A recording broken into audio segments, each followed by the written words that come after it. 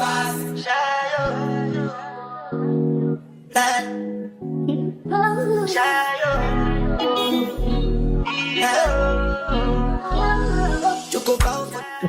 and welcome back to our channel, Shine Like a Diamond Initiative, where we are continuing this conversation of advocating for children with special needs through their parents who are struggling. And as we know, it's not easy, but we are finding ways to share experiences. So please come on our platform and tell us about your experiences, any ideas you might have, any suggestions, or even any topics that you think we should be covering, because that is what helps us keep us in check, so we know where we are going with it.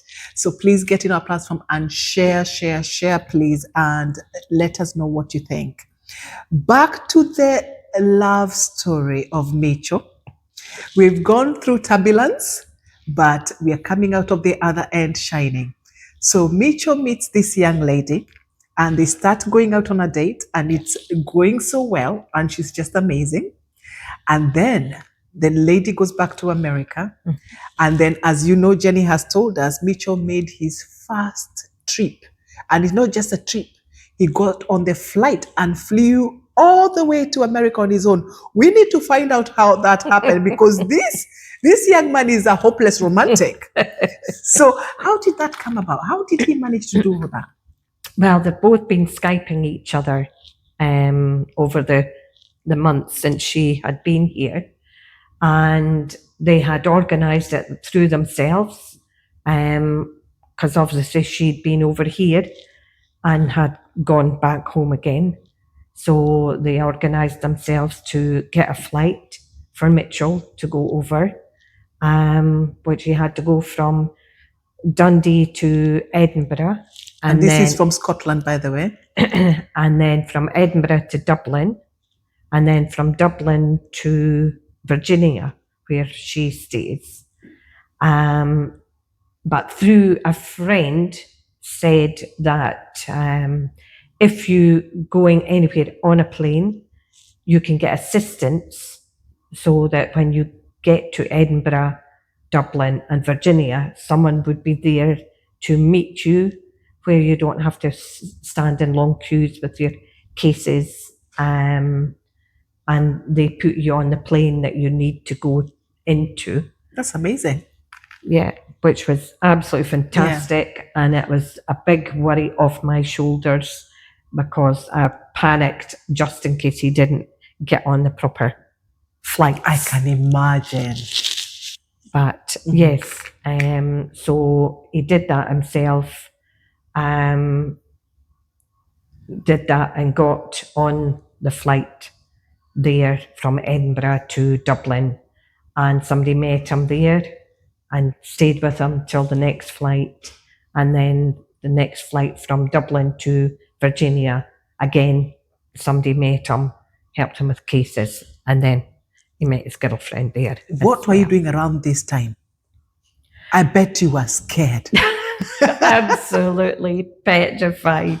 Mitchell hadn't even been to see his older brothers on a train on his own, let alone a big, massive journey. Yeah, to a different country. To a different country, yes, very much so. So when he arrived there, then the romance started again. Ooh, the love story. So yes, so he met all his brothers and sisters, and his mum, but her mum, who doesn't speak a word of English. So his girlfriend taught him Spanish because that's where they originally came from. So he's learned a few different words on there to be able to speak to her mother.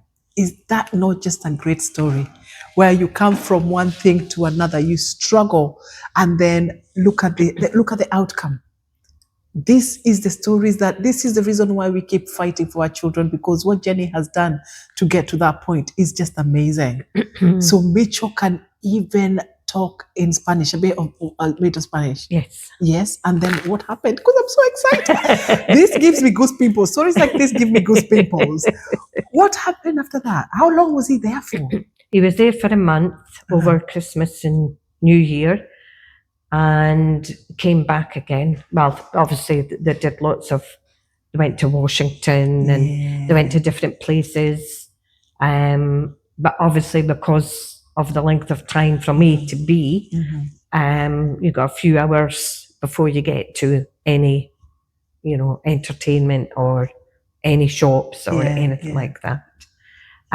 So obviously had a great time over there, and then obviously came back home again, and he has been in contact with her for the last year or so through Skype, and she then came over here for his birthday in May.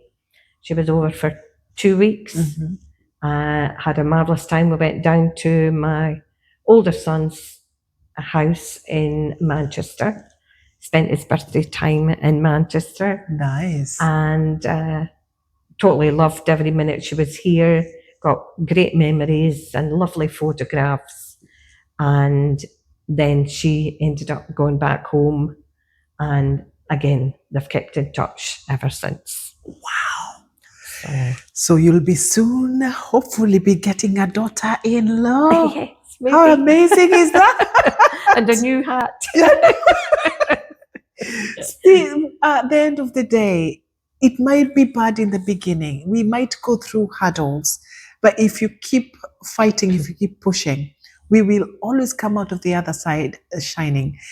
It becomes a memory. At the end of the day, we still have them emotions. We still feel the pains and the joy, but one thing we gain is knowledge. First of all, what I want to say to parents out there, please, no matter how it is out there, if you don't have any answers, do not hesitate to join us in our platform. We are few of us and we are here to share whatever knowledge we've got. We are lucky to have people like Jenny who have many, many years, and it's many years of experience. So any question you have, we can put it to her or the other team that we've got, and we can try and find answers so that we can continue sharing this amazing subject. So, Jenny, with Mitchell, where we are, and this beautiful blossoming relationship. So now he's back, and the young lady is back there. They're Skyping and they're communicating. Yes. Is there any plans for them to link up in future? Yes, hopefully. My son was going to go out again this year for Halloween. It's similarly big in America. But she has decided, because America is such a big area, that she enjoyed being in Scotland and is hoping to come over next year permanently to stay. Yay! So we'll see how everything goes when it comes around. We wish Mitchell all the best. See, parents, there's hope out there for people who have young men like I do. I have a 10-year-old son.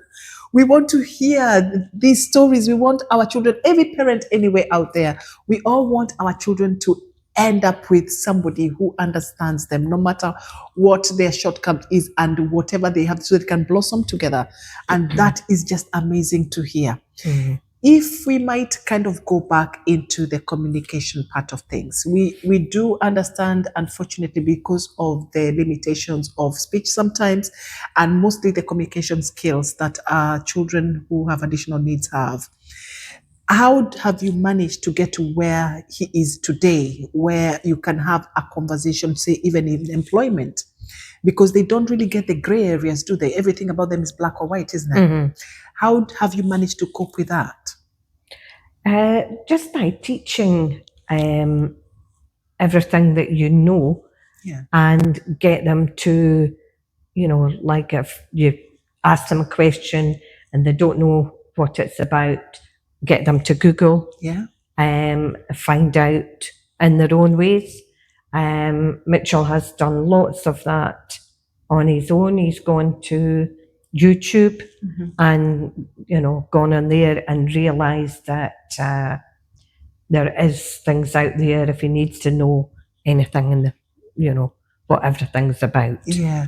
Yeah. because most of the children are computer savvy. They're very good with computers and the Very good. gadgets. They are Yeah. so good. Even my son is so good with the gadgets. Mhm. So that's another way you can help them to find things for themselves, because some of them go with pictures. They relate to pictures, and some of them they relate to places.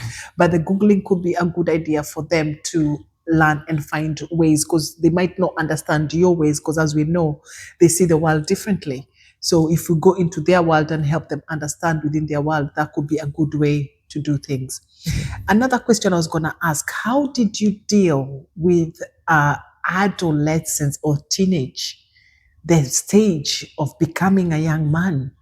Because they already have their sensory issues. How do you get through that? Because their hormones and everything else. It must be quite difficult. It wasn't too bad because Mitchell's at the top end of the spectrum. It was a lot easier for me to explain things, and Yeah. I've always said to him if he ever needs to know anything Yeah. about sexual partners or anything like that, just come and I will explain it as best I can Yeah. in his language that he would understand, Yeah. rather than listening to people from school who would, Mislead him. Yeah. mislead. Yes, Yeah. very much so. Yeah. So being there and listen, communication is key, isn't it? Yes. So especially as a parent, make sure you just being there, letting them know you're there, no matter the subject, Yes. is very important, isn't it? Yes, very much so. And if they can't come to yourselves, again, read up on it, Yeah. or go on, sites with your computers, Yeah. and you'll find everything that That you you need to need. know. And if you don't understand what's on the computer, then ask Yeah. the parent, Yeah. who will probably, tell you everything that you do need to know. Yeah. Yeah. A See, lot easier. yeah, that helps a lot, because sometimes you don't know how to start that subject, especially when you're a mom and they are young men. But one thing we all know about these children, they are they are an open book. They just Very much they so. talk, whatever is in their head will come out. Yes. And that is one advantage about them. They're just so innocent. Yes. Where whatever they say, but if you kind of we get to that point on space where we don't shush them. We don't tell them, oh no, we cannot discuss that. Oh no, you cannot be saying that. Oh no, let them talk. Yes. And then we listen. And that way you'll be able to understand more where they're at. So what is your plans next before yourself? Because now Mitchell he's doing everything he's doing. He's very independent and he's having his own life. How are you doing? You must have a lot of time to travel maybe and do stuff. What do you like to do? Well, at the moment, I do dog walking, so I'm out and about. Mitchell helps me a lot with that as well.